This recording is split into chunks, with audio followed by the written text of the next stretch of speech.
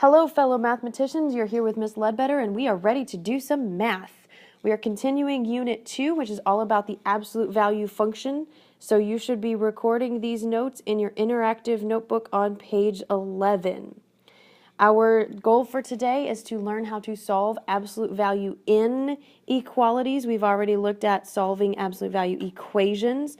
Now we're going to look at specifically an inequality, meaning that it's not equal, but greater than or less than. So recall the absolute value is the distance from zero on a number line. So we're talking about distance, therefore there's not such a thing as a negative distance, so therefore absolute value changes everything to become positive. So we're only working with the positive values. However, we must consider both possible cases when using absolute value. Taking the absolute value of a number could result from a positive of that number or the negative of that number. Both possibilities will result in the same value when you're working on absolute value. So let's consider for first, we're just going to start with a simple basic inequality in the absolute value function. Let's say that the absolute value of x is less than or equal, is less than, strictly less than 3. Well, therefore, we automatically know that x, the first possibility is that x is just simply less than 3.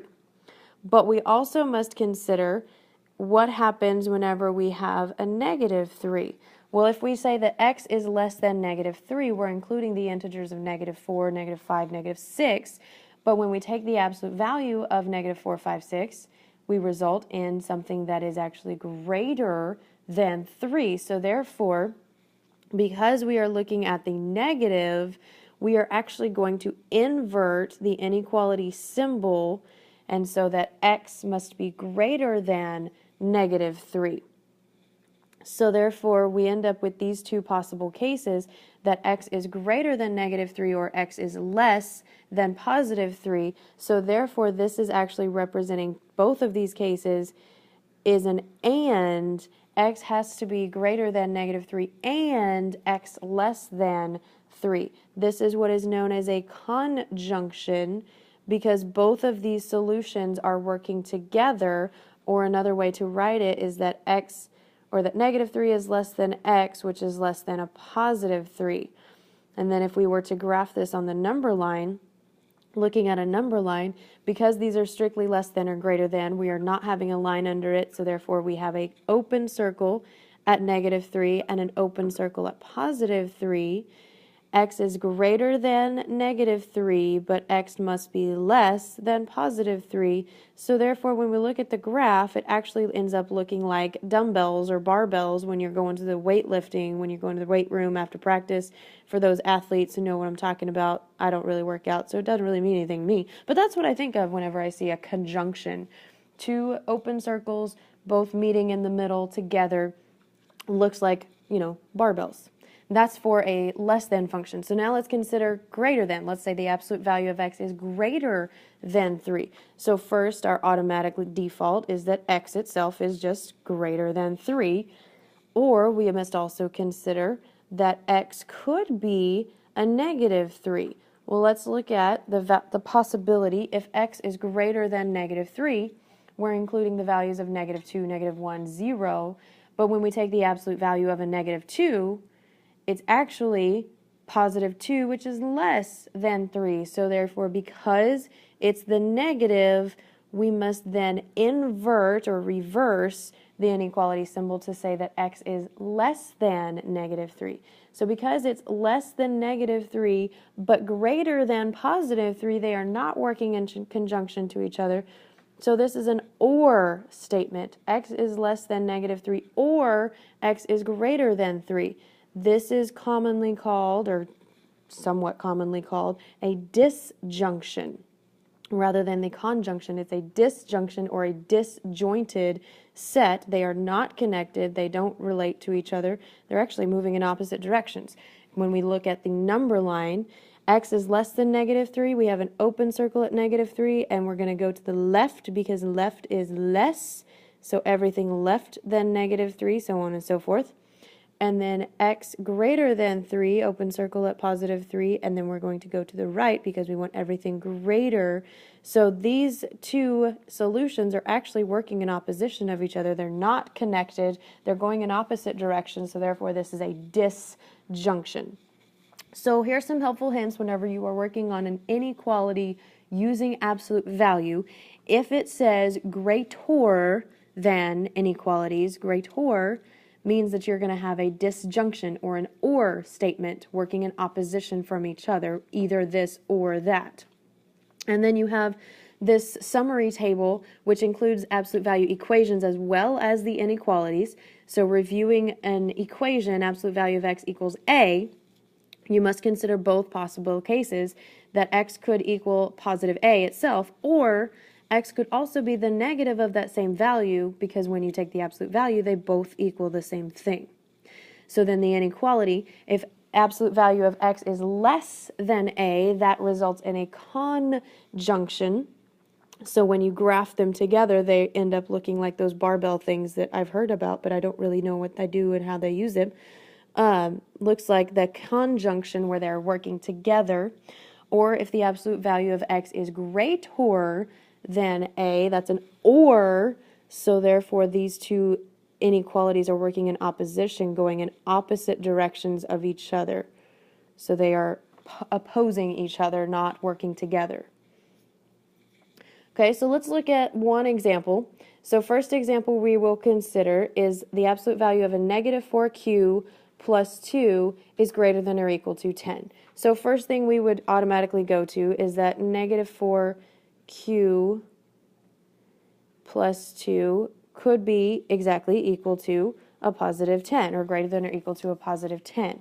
And because this is a greater function, that means this is going to be an or, so we end up with two disjoint solutions. So then let's consider the negative. It's possible that we could have a negative 4q plus 2 is, again, because we are working on the negative, remember your inequality rules for solving linear inequalities. Anytime you multiply or divide by negative, you end up reversing or flipping the inequality symbol. Same rule applies. So when we consider the negative, we're actually going to flip or invert that inequality symbol. So it's less than or equal to a negative 10. And then we will solve both of these cases just like we would solve a regular equation, pretending that the inequality is an equal sign, and then you simply just solve as you would any regular equation. So subtracting 2 on both sides would result in a negative 4q is pretending that it's an equal sign. Now a negative 12, because we're already at negative 10, and then we're going to subtract 2 more, gives us negative 12. So then continue simplifying. We're going to divide both sides by negative 4. Negative 4 divided by negative 4 is 1. So therefore we result with q equal to a negative 12 divided by a negative 4 makes it a positive 3. But that's not actually an equal sign. We take it back to the inequality. Consider your inequality rules when you are solving an inequality equation. Anytime that you multiply or divide by a negative, you actually end up flipping the inequality symbol. Well, we did, in fact, divide by negative 4. It doesn't matter that our result was a positive 3. Doesn't matter we were dividing negative 12. The number that we divided by was the negative 4. So therefore, we will flip that inequality to show that q is actually greater than or equal to a positive 3. There's our first solution there. So then let's consider on the positive side doing exactly the same thing, following the same steps as if it was an equation, subtracting 2 on both sides. So now when I subtract 2, 10 minus 2 is going to result with 8. So a negative 4q is equal to 8. Divide both of those sides by a negative 4, and you end up with a q equal to now a negative 2. And again, it's not an actual equal sign, so we're going to take it back to the inequality. We did divide by a negative 4, so therefore we will flip or invert the inequality symbol. So now our result would say that q is actually less than or equal to a negative 2. And there's our second solution. Now, this is an OR function, again, because we are working on the original greater than equal to. So then if we wanted to put this on the number line, I'm going to move this up so you can see that a little bit better. So we have our two results that says Q could be greater than or equal to 3. So I'm going to go to a positive 3. It's a greater than or equal to, so therefore I'm going to have a solid circle, or as best as I can make a solid circle with this stylus. And it's greater than, so we're going to go everything to the right, getting bigger than that positive 3. Or Q could be less than or equal to negative 2, again, because it's an equal to, I'm going to have a solid circle or a closed circle at negative 2, and Q is less than, so I'm going to go back to the left.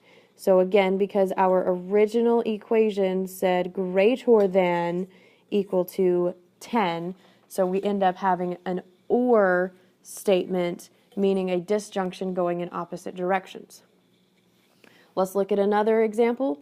This one's a little bit more complex because notice, as we did before with equations, there is more than just the absolute value function taking place here. So first thing I want to do is isolate that absolute value first so I can simplify to get consider both of those cases. So therefore they were dividing by 3, so now I'm going to multiply both sides by 3. And when I divide by 3 and multiply by 3, they cancel each other out. They reduce to 1. So now I have the absolute value of 2x plus 7 is less than or equal to now a positive 3. And yes, I did multiply, but I did not multiply by a negative, so therefore my inequality symbol will stay the same. So now let's consider both of these possible cases. So we have 2x plus 7 could be less than or equal to 3. And because this is a less than, so that's going to end up having an and. So this is going to be a conjunction where our two solutions will meet together, will intersect each other. So the other possible solution, 2x plus 7, would be, because we are considering the negative value, so therefore we have to invert the inequality symbol. It has to be greater than or equal to negative 3. And then solve both of these equations or inequalities just as you would any regular equation. Subtract 7 on both sides will result in a negative 10. Divides both sides by 2, so therefore you have x basically equal to a negative 5. Now, you do want to show your work because, again, we're working with inequalities. So anytime you multiply or divide with a negative, you have to flip the inequality symbol. I did divide, but I divided by a positive 2, so therefore the inequality symbol will stay exactly as it was. So therefore x is greater than or equal to the negative 5. That is our first solution. Solving on the other inequality exactly in the same way. Subtract 7 on both sides. But now we would actually result in a negative 4. So 2x is equal to a negative 4. Divide both sides by 2. And so now x is a negative 2. However, it's not an equal to because this is an inequality, so we need to go back. We did divide, but not by a negative, so therefore it's going to stay exactly as it was. So x is less than or equal to 2 as our second solution. So then now if we consider on the number line, and let's see if I can erase some of this so we can see it a little bit better. Okay, so our two solutions say that x is greater than or equal to a negative 5. So therefore I'm going to go to the negative 5. And it's going to be a solid circle because it is an equal to. And x is less than or equal to a positive 2. So again, equal to, solid circle at 2. It is greater than 5, but it's less than 2. So therefore they will meet together to make a conjunction, both of these solutions working together. So x is, in fact, greater than or equal to negative 5 and x is less than -2. So that was a couple of examples. Now it's your turn. Feel free to go back and watch any of those examples again. I know I went by that pretty quickly.